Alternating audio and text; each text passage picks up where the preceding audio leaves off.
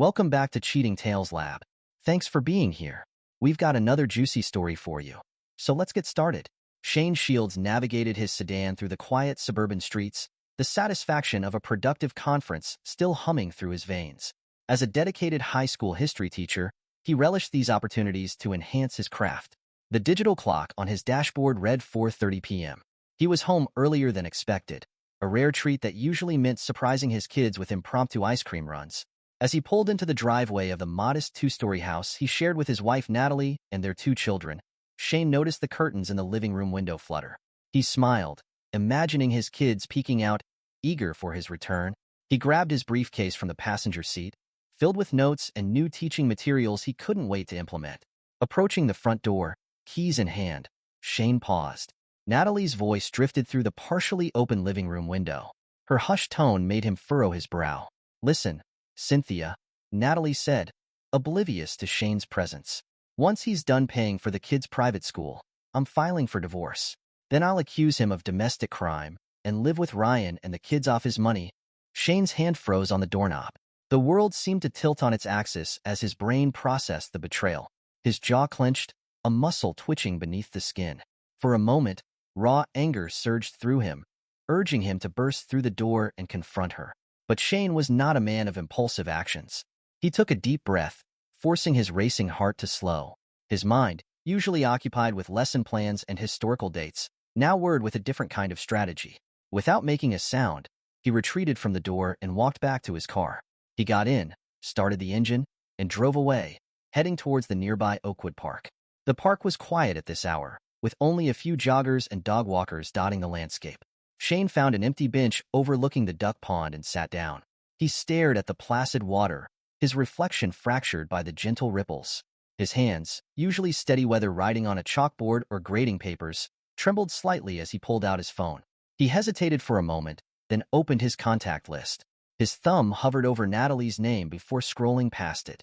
Instead, he tapped on Amelia Hawthorne, attorney at law. As the phone rang, Shane's mind whirled with plans.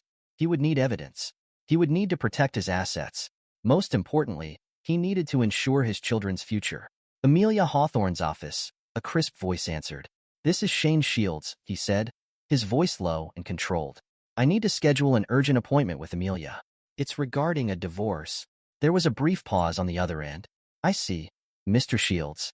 Ms. Hawthorne has an opening tomorrow at 7 a.m. Would that work for you?" Shane nodded, then remembered he was on the phone. "Yes, that's perfect. Thank you." As he ended the call, Shane noticed a young couple walking hand in hand along the pond's edge. They looked happy, carefree. He wondered if he and Natalie had ever truly been like that, or if it had all been an illusion. He stood up, straightening his shoulders. The shock was wearing off, replaced by a cold, hard determination. As he walked back to his car, Shane began to formulate his plan. He would not be a victim. He would not let Natalie destroy everything he had worked for. By the time he pulled back into his driveway, the sun was setting. He took a moment to compose himself before entering the house. The sound of cartoons greeted him as he opened the door. "Daddy," his 6-year-old daughter, Emily, came running, pigtails bouncing. He scooped her up, inhaling the scent of her strawberry shampoo. "Hey, princess," he said, his voice steady despite the turmoil inside. "How was your day?" As Emily launched into a detailed account of her kindergarten adventures, Shane's eyes met Natalie's across the room. She smiled, the picture of a loving wife. "Welcome home, honey," she said, approaching to give him a peck on the cheek. "Dinner will be ready in about an hour." Shane nodded, forcing a smile. "Sounds great. I'm just going to freshen up." As he climbed the stairs to their bedroom, Shane's mind was already racing ahead. He had a long night of planning ahead of him, but for now, he had to play the role of the unsuspecting husband. The game had begun, and Shane was determined to win. Over the next few weeks, Shane maintained a facade of normalcy that would have made any actor proud. He smiled at breakfast, asked about Natalie's day, and continued his routine of bedtime stories with the kids. But beneath this veneer of domestic tranquility, Shane was a man on a mission. Late one night, after Natalie had gone to bed, Shane carefully installed hidden cameras in strategic locations around the house. His hands were steady now, his movements precise. He positioned one in the living room, angled to capture the couch and the front door, another one in the kitchen, and a third in the home office. As he worked, Shane's mind drifted back to his first meeting with Amelia Hawthorne. The ruthless divorce attorney had listened intently as Shane laid out what he knew. Smart move, not confronting her immediately. Amelia had nodded approvingly. We'll need irrefutable evidence. Keep recording conversations, document everything. And Shane, she leaned forward, her eyes hard, don't let her suspect anything. The element of surprise will be crucial. Shane had nodded, his expression grim. I understand. I've already started gathering financial records. I'll get you everything you need. Now, as he carefully concealed the last camera, Shane felt a satisfaction. He was no longer the naive, trusting husband Natalie thought she could manipulate. The next morning, over breakfast, Natalie chatted animatedly about her plans for the day. I've got a big meeting with a potential client, she said, buttering her toast. It might run late, so don't wait up for me. Shane nodded, sipping his coffee. Good luck with the meeting. I hope it goes well. As Natalie left, kissing him goodbye with practiced affection, Shane wondered how many of her late meetings had actually been rendezvous with Ryan.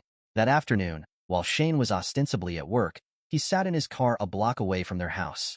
He watched as a sleek sports car pulled into their driveway. Ryan Blackwood, looking every inch the smooth-talking real estate agent in his designer suit, stepped out and sauntered to the front door. Shane's hands tightened on the steering wheel as he watched Natalie open the door, pulling Ryan inside with a giggle. He forced himself to breathe deeply, reminding himself that every moment of their betrayal was now being recorded. Inside the house, unaware of the hidden cameras capturing their every move, Natalie and Ryan made themselves comfortable on the living room couch. Ryan poured 2 glasses of wine, Shane's wine, a gift from a grateful parent. Soon, we'll have it all, Ryan said, sipping the stolen wine. Shane won't know what hit him. Natalie laughed, a sound devoid of warmth. He's too naive to suspect anything. It's almost too easy. Ryan pulled her close, his hand trailing up her thigh. And once we've bled him dry, we'll start our new life together. Just think, Nat. No more pretending, no more sneaking around. Natalie's eyes gleamed with anticipation. I can't wait. Sometimes I can barely stand to look at him, with his earnest talks about his students and his precious history lessons. Well, soon you won't have to, Ryan assured her. We'll take him for everything he's worth, and then some. Later that night, reviewing the footage, Shane's knuckles turned white as he gripped the edge of his desk, but his voice was steady when he called Amelia. I've got more evidence. You're going to want to see this. The next day, Shane met Amelia at her office, handing over a USB drive containing the damning footage. Excellent work, Shane, Amelia said, her tone businesslike. This, combined with the financial records you've provided, gives us a strong case. But we're not done yet. Keep gathering evidence. The more we have, the stronger our position when we make our move. Shane nodded. I understand. I'll keep you updated. As he left Amelia's office, Shane felt a mix of emotions. Anger at Natalie's betrayal, disgust at her and Ryan's callousness, but also a satisfaction. He was no longer a pawn in their game. He was taking control, and soon, they would learn just how badly they had underestimated him. As Shane methodically built his case against Natalie, an unexpected challenge arose at work. The school board called an emergency meeting to discuss budget cuts. The history department, deemed non-essential by some board members, was on the chopping block. Shane sat in the staff room, surrounded by his worried colleagues. The atmosphere was tense, filled with whispered conversations and nervous glances. They can't just cut the entire department, Sarah, the American history teacher, said, her voice trembling. What about our students? Mark, who taught world history, shook his head glumly. You know how it is. When budgets get tight, history is always the first to go. They'll keep math and science, maybe throw us a bone with a single social studies class. Shane listened to their concerns, his mind already formulating a plan. He stood up, drawing everyone's attention. We're not going down without a fight, he said, his voice firm. We need to show the board, the parents, everyone, why history education is crucial. Who's with me? The room fell silent for a moment, then Sarah spoke up. What did you have in mind, Shane? Shane smiled, a spark of his old passion igniting. We're going to organize, rally the parents, prepare a presentation for the board, show them exactly what they'd be losing if they cut our department. Over the next few days, Shane threw himself into the campaign to save the history department. He organized his colleagues, rallied supportive parents, and prepared a compelling presentation for the next board meeting. His nights, once filled with quiet despair over his crumbling marriage, now buzzed with a new purpose. One evening, as Shane pored over budget reports and drafted talking points, Natalie sauntered into his home office. She perched on the edge of his desk, her pose deliberately provocative. "Why are you spending so much time on this?" she asked, her tone a mixture of irritation and feigned concern. "It's not like your job matters that much." Shane bit back the cutting retort that sprang to his lips. Instead, he met her gaze calmly. "Every job matters, Natalie. Every person matters." Natalie rolled her eyes, oblivious to the irony of his words. "Whatever. Just don't forget we have dinner with the Andersons on Friday. Try to be on time for once." As she left, swaying her hips in a way that once would have captivated him, Shane turned back to his work. The dinner with the Andersons, Ryan's business partners, would go ahead as planned. It was all part of maintaining the illusion of normalcy. Friday evening arrived, and with it, the Andersons. Shane played the role of gracious host perfectly, pouring wine and engaging in pleasant small talk. His smile never wavered, even when Ryan Blackwood made a surprise appearance halfway through the meal. "Hope you don't mind me crashing the party," Ryan said with a wolfish grin. "I was in the neighborhood and thought I'd stop by." Shane noticed the quick, heated glance between Ryan and Natalie. He raised his glass in a toast, his voice steady. "The more, the merrier." "Welcome, Ryan." As the evening wore on, Shane observed the subtle touches, the lingering looks between his wife and her lover. He cataloged each one, adding them to the mountain of evidence he was accumulating. "So, Shane," Mr. Anderson said, swirling his wine glass, "Natalie tells us you're having some trouble at work. Budget cuts, was it?" Shane nodded, his expression carefully neutral. "Yes, the school board is considering some reductions. But we're working on a plan to show them the value of maintaining a strong history department." Ryan chuckled, the sound grating on Shane's nerves. "Seems like a lot of effort for a subject most kids sleep through." "No offense, Shane." "None taken," Shane replied smoothly. "History might not be everyone's favorite subject, but understanding our past is crucial for shaping our future. It's about more than just memorizing dates and names." Natalie cut in, her tone dismissive. "Let's not bore everyone with shop talk, dear. Who wants dessert?" As Natalie bustled off to the kitchen, Shane caught Ryan's appraising look. For a moment, he wondered if Ryan saw him as a rival or merely an obstacle to be removed. Either way, Shane knew he was more than ready for the challenge. Later that night, after their guests had left and Natalie had gone to bed, Shane sat alone in his study. He pulled out a small notebook and jotted down his observations from the evening. Then he opened his laptop and began composing an email to Amelia. "Another productive week," he wrote. "I think we're almost ready to make our move." He hit send, then leaned back in his chair, staring out the window at the star-studded sky. A storm was coming, he knew, but this time, he would be the one controlling the lightning. As he closed his laptop, Shane's thoughts turned to the upcoming school board meeting. He had two battles to fight now, one at home and one at work, but he was determined to win both. He wouldn't let Natalie destroy his family, and he wouldn't let short-sighted bureaucrats destroy his passion for teaching. With renewed determination, Shane began to review his notes for the board meeting presentation. He had always taught his students about the great figures in history who had faced seemingly insurmountable odds and triumphed. Now it was his turn to embody that resilience and strength. As the night deepened, Shane worked tirelessly, his mind clear and focused. He was no longer just fighting for his job or his marriage. He was fighting for his future, for his children, and for the principles he held dear. And he was ready for whatever challenges lay ahead. Shane Shields stood at the podium, his gaze sweeping across the packed auditorium. School board members, parents, and fellow teachers filled the seats, their expressions a mix of curiosity and concern. This was it, the moment that could make or break the history department. He took a deep breath, steadying himself. The irony wasn't lost on him. Here he was, fighting to preserve the past while his own future hung in the balance. But unlike his personal life, this was a battle he could wage in the open. "Ladies and gentlemen of the board, concerned parents and colleagues," Shane began, his voice strong and clear.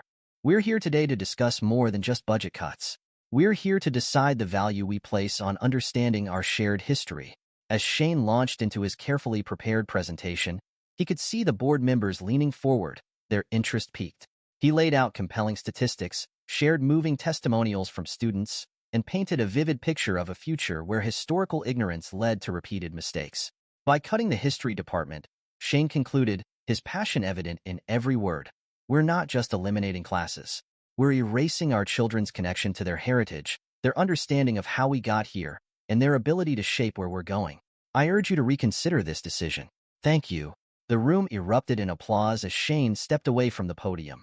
He could see several board members nodding approvingly, while parents turned to each other, engaged in animated discussions. As the meeting adjourned, the school superintendent approached Shane, a smile on his face. "That was quite a speech, Mr. Shields. I think you've given us all a lot to think about." Shane nodded, allowing himself a small smile. "Thank you, sir. I just hope it was enough." It wasn't until he was driving home that the full impact of the evening hit him. He had done it. He had not only saved the history department, but secured a promotion to department head. A sense of triumph washed over him, temporarily pushing aside the turmoil of his personal life. As he pulled into his driveway, Shane noticed an unfamiliar car parked on the street.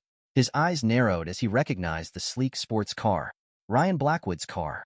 Inside, he found Natalie and Ryan in the living room, their heads close together as they whispered and giggled. They sprang apart as Shane entered, guilt flashing across Natalie's face before she masked it with a bright smile. "Shane, you're home early. Ryan just stopped by to drop off some paperwork for a case we're working on." Shane raised an eyebrow, his voice deceptively calm. "Is that so?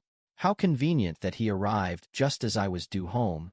Ryan stood, smoothing down his designer suit. "Hey there, Shane. Hope you don't mind me dropping by unannounced. You know how it is in our line of work, always on the clock."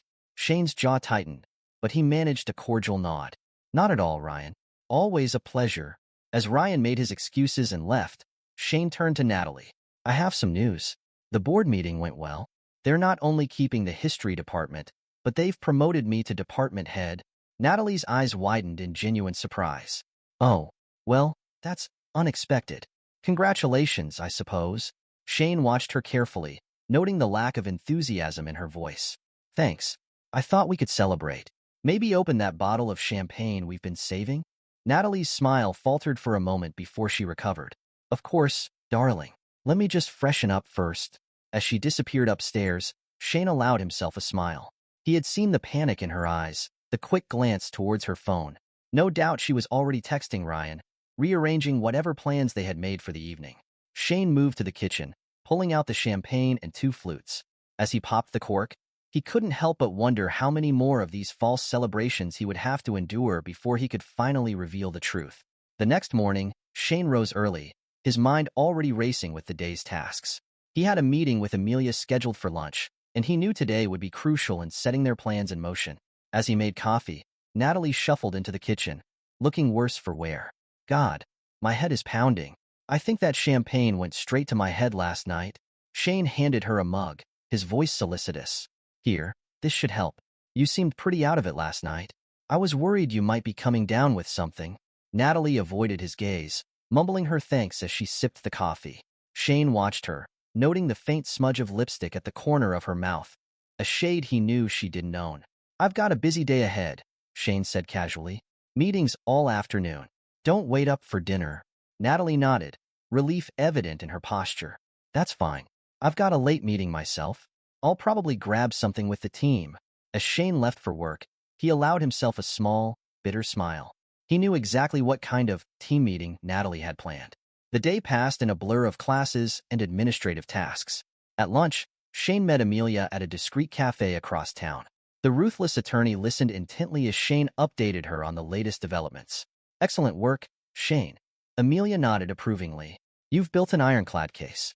I think it's time we make our move. Are you ready?" Shane's eyes hardened. "More than ready. What's the next step?" Amelia laid out their strategy, her voice low and precise. By the time lunch was over, Shane felt a sense of satisfaction. The net was closing in, and neither Natalie nor Ryan had any idea. That afternoon, Shane executed the first part of their plan. He transferred funds from their joint accounts to a secure account in his name, canceled all shared credit cards, and informed the children's school that only he was authorized to make decisions about their education. As he drove home that evening, Shane's phone buzzed with a text from Natalie. Cards declined. What's going on? He ignored it, knowing she would be home soon, demanding answers. It was time for the confrontation he had been preparing for weeks. Shane was in his study when he heard the front door slam. Natalie's heels clicked angrily on the hardwood floor as she stormed towards him. "What the hell is going on, Shane?" she demanded, her face flushed with anger. "Why are our cards not working? Why can't I access our accounts?" Shane looked up calmly, his expression unreadable. "I think you know why, Natalie. Or should I ask Ryan? I'm sure he'd be happy to explain. The color drained from Natalie's face. What are you talking about? Drop the act. Shane's voice was cold, controlled. I know everything. The affair, your plans to divorce me, the false accusations you were planning to make. Did you really think I was that stupid? Natalie's shock quickly turned to fury. How dare you? She shrieked. You had no right to spy on me. No right? Shane stood, his anger finally showing. I had every right. You're my wife. Or have you forgotten that in between your little rendezvous with Ryan? He pulled out a folder, slapping it on the desk. Here's everything. The recordings, the photos, the financial records showing how you've been siphoning money to a secret account. It's all here, Natalie. Your little plan is over. Natalie's eyes darted from the folder to Shane's face, realization dawning. You've ruined everything, she hissed. No, Natalie. You did that all on your own, Shane replied, his voice steady. I've already spoken to a lawyer. You'll be hearing from her soon. I suggest you find yourself a good attorney. You're going to need one. As Natalie stormed out of the room, hurling threats and insults, Shane sank back into his chair. The confrontation he had been dreading for weeks was over, but he knew this was just the beginning of a long, bitter battle. The next few days were a whirlwind of activity. Shane moved into the guest room, avoiding Natalie as much as possible. She alternated between fits of rage and attempts at manipulation, but Shane remained unmoved. One evening, as Shane was helping the kids with their homework, his phone buzzed with a text from an unknown number. You think you've won? This isn't over. Shane deleted the message without responding. He had expected Ryan to get involved eventually, let them plot and scheme. He was ready for whatever they threw at him. What he wasn't prepared for, however, was the lengths to which Natalie and Ryan would go to try and salvage their plan.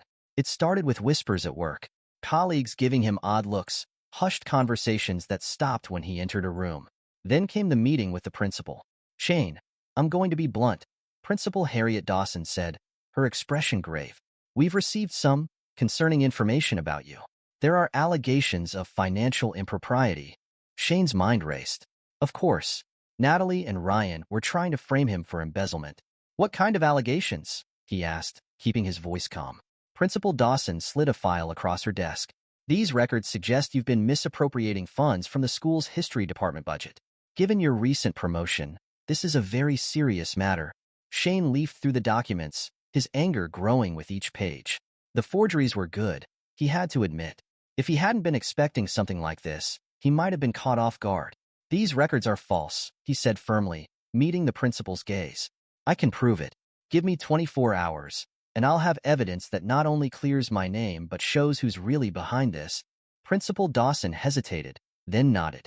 All right, Shane. You've always been an exemplary teacher. I'll give you the benefit of the doubt. But if you can't disprove these allegations— I understand, Shane replied, standing. Thank you for the opportunity. As he left the office, Shane's mind was already working on his countermove. He had been meticulous in documenting all school finances since taking over as department head. It was time to put that diligence to use. That night, as Natalie slept, Shane worked tirelessly, compiling financial records, cross-referencing budgets, and creating a comprehensive report that not only cleared his name but raised serious questions about who had access to the school's financial information.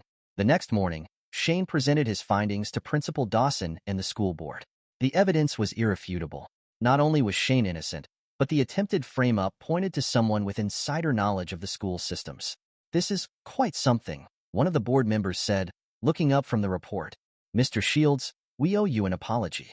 And it seems we have a serious security breach to investigate. As the meeting adjourned, Shane felt a weight lift from his shoulders. He had overcome this hurdle, but he knew the war was far from over. Returning home that evening, Shane found Natalie pacing in the living room, her face a mask of barely contained rage. You think you're so clever, don't you? She spat as soon as he walked in. How dare you accuse me of trying to frame you? Shane regarded her coolly. I didn't accuse you of anything, Natalie. But it's interesting that you immediately assume I'm talking about you. Guilty conscience? Natalie's face contorted with fury. You'll pay for this, Shane. I swear, I'll destroy you. As she stormed out, Shane sank into a chair, exhaustion finally catching up with him. He pulled out his phone, dialing Amelia's number. It's done, he said when she answered. They tried to frame me for embezzlement, but I managed to clear my name. What's our next move? Amelia's voice was grim but satisfied. Good work, Shane. Now we go on the offensive. It's time to file for divorce and hit them with everything we've got. As Shane ended the call, he gazed at the family photos lining the mantel. So much had changed in such a short time. But as he looked at his children's smiling faces, he knew that every battle, every sleepless night, every moment of pain had been worth it. He would protect them, no matter the cost. The storm he had sensed brewing all those weeks ago had finally broken. But Shane Shields was no longer just weathering it. He was the one wielding the lightning, and he was ready to strike. The courthouse loomed before Shane, a monument of justice that would soon bear witness to the unraveling of his marriage. He straightened his tie, a gesture more of habit than vanity, and ascended the stone steps. Amelia Hawthorne, his ruthless divorce attorney, walked beside him, her briefcase a veritable Pandora's box of evidence against Natalie. As they pushed through the heavy oak doors, Shane caught sight of Natalie and her lawyer huddled in whispered conference. Natalie's eyes, once warm with false affection, now sparked with a mixture of fear and hatred. Shane met her gaze unflinchingly, his jaw set in determination. "Remember," Amelia murmured. "Let me do the talking. You've done your part. Now it's time to let the evidence speak for itself." Shane nodded, taking his seat at the plaintiff's table. The judge, a stern-faced woman with salt and pepper hair, called the court to order. "In the matter of Shields versus Shields," she intoned, "we will now hear opening statements." Amelia rose, her posture radiating confidence. "Your Honor, what we have before us today is not merely a case of marital discord or irreconcilable differences. This is a case of premeditated betrayal, conspiracy, and attempted fraud on a grand scale."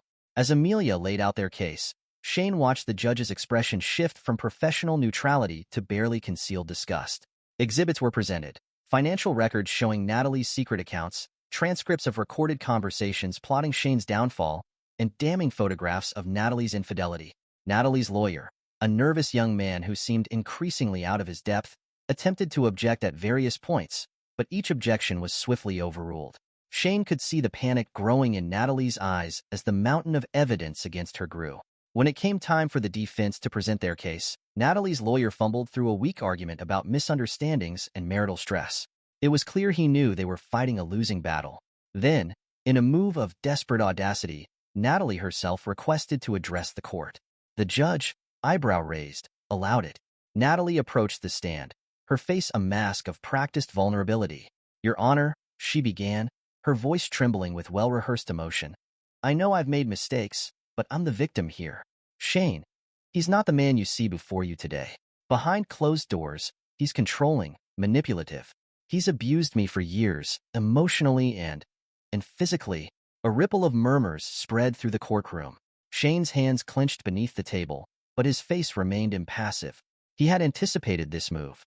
"Objection, Your Honor," Amelia said, rising smoothly. "This is the first time any allegation of abuse has been raised, and we have evidence that directly contradicts Mrs. Shields' claims." The judge nodded. "Proceed, Counselor." Amelia approached the bench, producing a USB drive. "Your Honor, I'd like to present Exhibit G.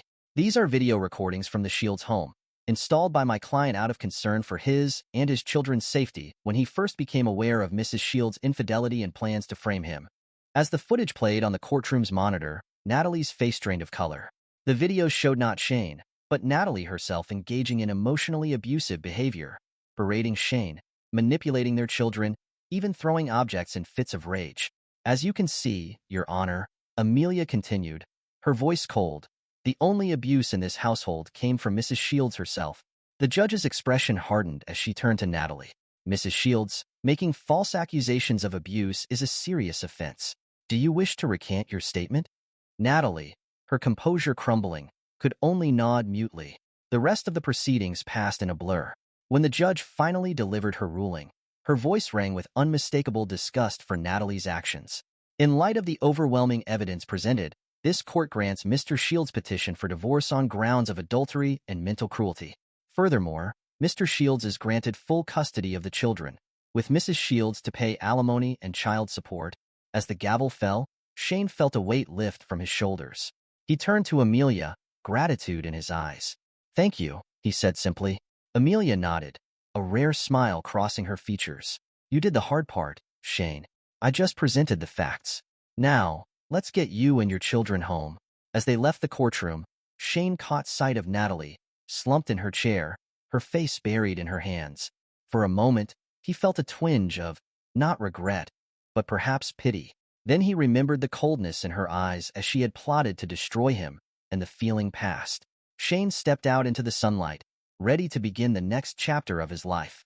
The weeks following the divorce were a whirlwind of change. Shane found himself navigating a new reality, one where he was both mother and father to his children, where whispers followed him in the grocery store, and where his phone buzzed constantly with messages of support, and the occasional vitriolic text from Natalie.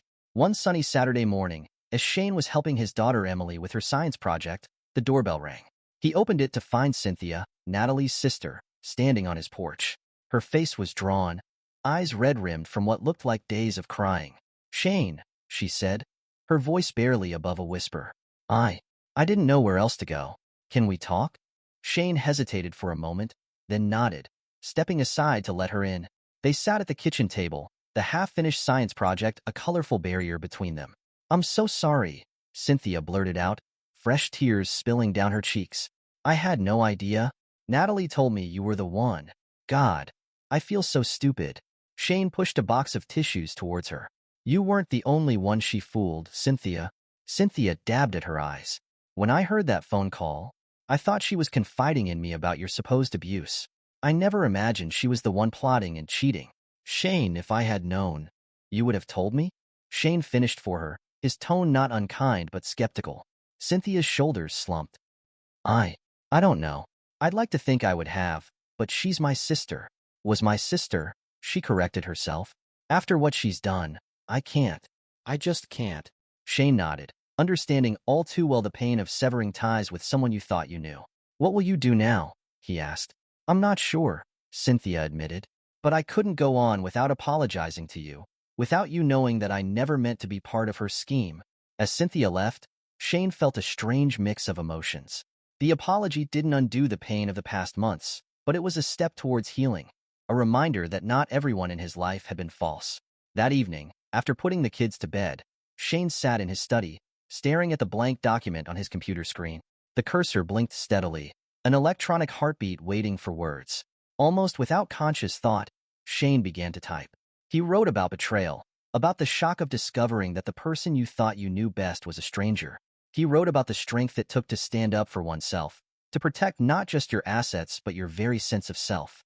As the words flowed, Shane realized he was doing more than just venting. He was creating a roadmap, a guide for others who might find themselves in similar situations. By the time he finally looked up, the first rays of dawn were peeking through his window. The next day, Shane reached out to a few of his colleagues who had gone through divorces. They met for coffee, sharing stories and advice.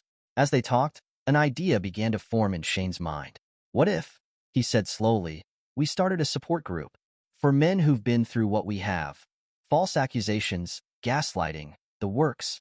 The others nodded enthusiastically, and within weeks, the group was a reality. They met in the community center, a growing circle of men finding strength in shared experiences and mutual support. It was after one of these meetings that Shane received an unexpected call.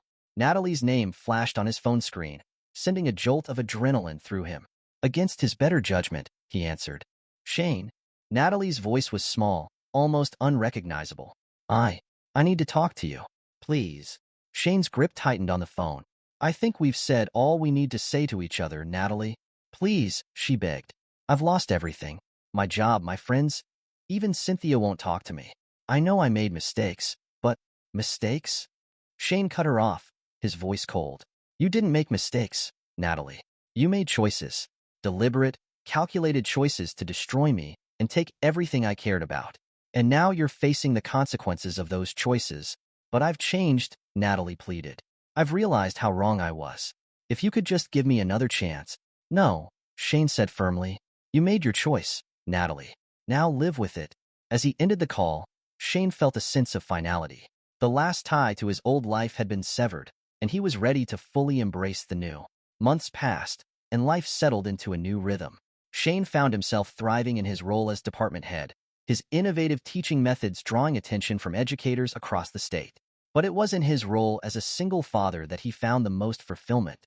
One crisp autumn morning, Shane stood before his class, the familiar excitement of sharing knowledge buzzing through him. But today's lesson was different. Today, he wasn't just teaching history, he was teaching life. Today, he began, his voice carrying to the back of the classroom, we're going to talk about resilience, about facing adversity and coming out stronger on the other side. The students leaned forward, intrigued. Many of them knew pieces of Shane's story. It was hard to keep secrets in a small town, but they had never heard him speak of it directly. Throughout history, Shane continued, we see examples of individuals and societies facing seemingly insurmountable odds. The American Revolution, the Civil Rights Movement, the fall of the Berlin Wall. But resilience isn't just for the history books. It's a quality we can all cultivate in our daily lives. As Shane spoke, weaving historical examples with personal anecdotes, he could see the impact his words were having. Students who usually dozed through class were alert, engaged. Those who struggled with their own challenges sat up straighter, hope kindling in their eyes. Remember, Shane concluded, adversity doesn't define you. How you respond to it does. You are all capable of incredible strength and resilience. Never let anyone tell you otherwise.